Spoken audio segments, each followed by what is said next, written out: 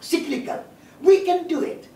This system we have, which has created global warming and peak oil and climate change, is human-made. It's not natural.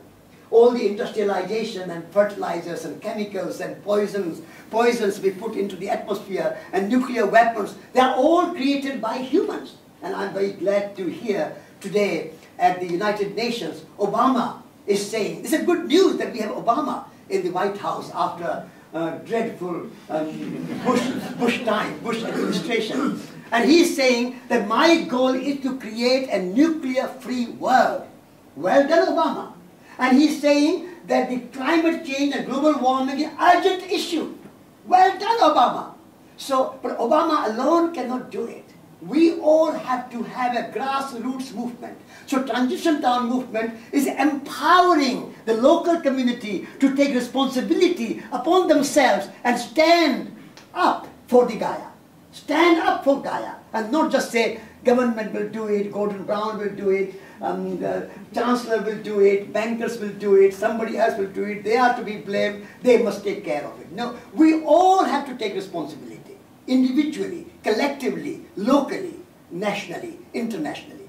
So this is a big challenge, big opportunity, and I'm sure we are, all human society, we are up to it. Thank you very much.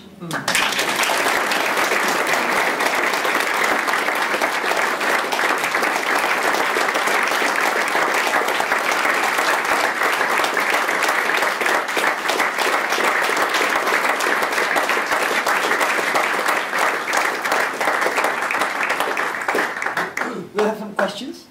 Yes, we have time for questions. So if anyone would like to ask Satish any particular questions, now is your time.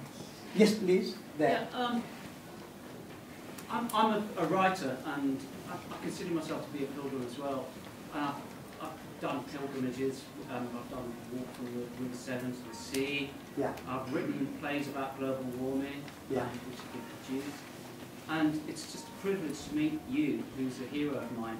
But I know through experience that I can't be as optimistic as you, because I just feel that the people who are in control are the people that have the money, that have the power, the people who are still chopping down rainforests, that are still drilling oil wells. You know, I spoke to a scientist recently at the Antarctic survey who was saying he felt that it had gone too far, and when the ice shelf, the Larsen B ice shelf broke away, it felt like something really disturbing was happening to the Earth. Yeah. I just wonder how.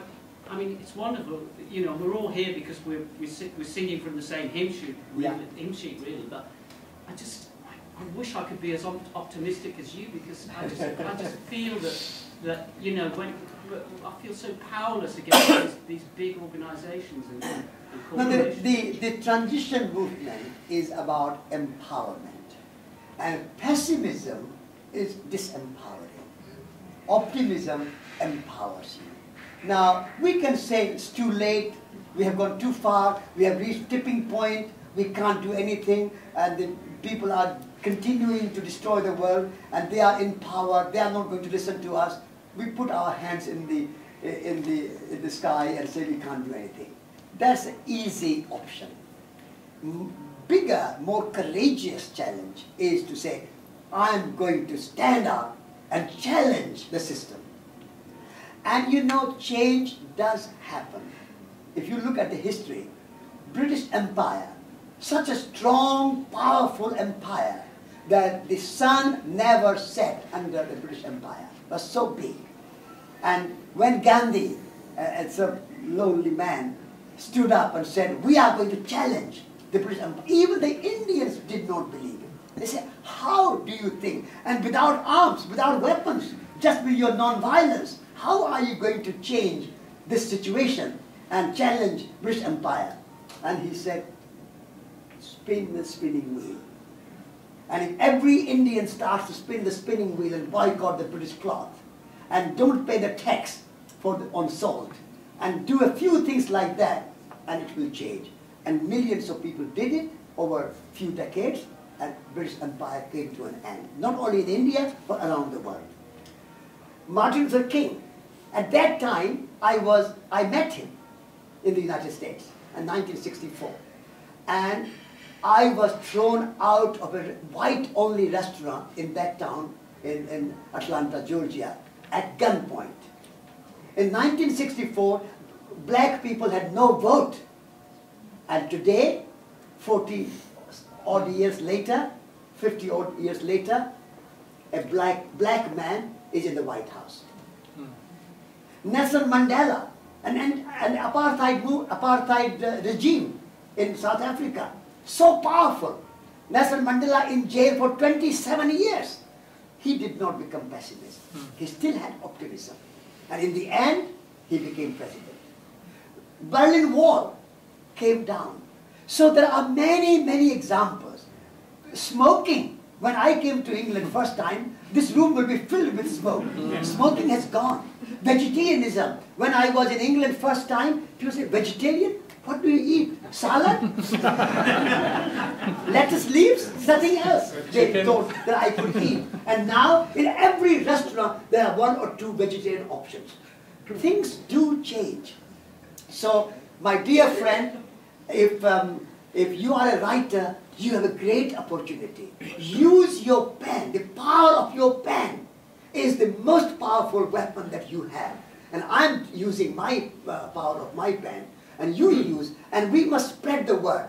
Even if it doesn't happen, doesn't matter, the right thing to do is to speak out for the earth. This is the right thing to do. Even if we don't succeed, it's no good being pessimist and doing nothing. That will not be the right thing to do. So I'll urge you to use the power of your pen and write more plays and more essays and more poetry and be joyful and never mind what happens.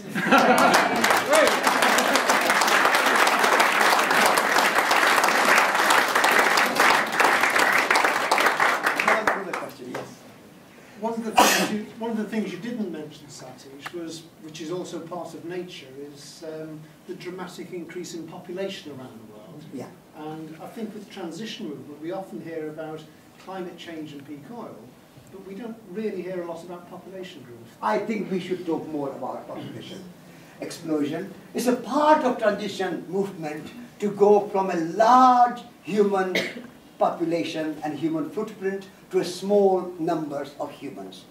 Already in my lifetime, the numbers have gone from 3 billion to 6 or 7 billion now.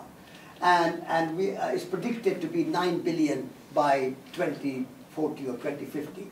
So that's a very big number. So I think we have to create a new culture, we have to create education, we have to create media impact, as much important as global warming, climate change, peak oil, and other things.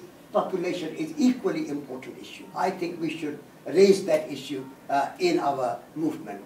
Also, numbers of people is one thing, but the consumption, the consumerism. If one person in Britain consumes as much as 50 people in Africa, then our population is not 60 million, but 50 times 60 million. So our consumption pattern must also be addressed. So with population explosion and consumption pattern, this twin approach if we take, then our transition town movement will be stronger and more comprehensive. So I agree with you. Yes? I just wondered if you could, I was very inspired when I heard you on Radio 4 some years ago talking to Sue Lawley on Desert Island Discs. Yes. And you told some really inspiring stories on that occasion, and in particular about how Walking for Peace had been a massive influence on your life. Yeah. And I just wondered if you could perhaps tell some of those, tell some of those stories and how it inspired you. Okay, okay. You need to have another evening. Yes, as I said, I'm an earth pilgrim. So my pilgrimage takes two forms. One is a metaphor. So that's a kind of inner journey, a sacred journey within. But also I love walking on the earth and touching the earth and feeling connected with the earth.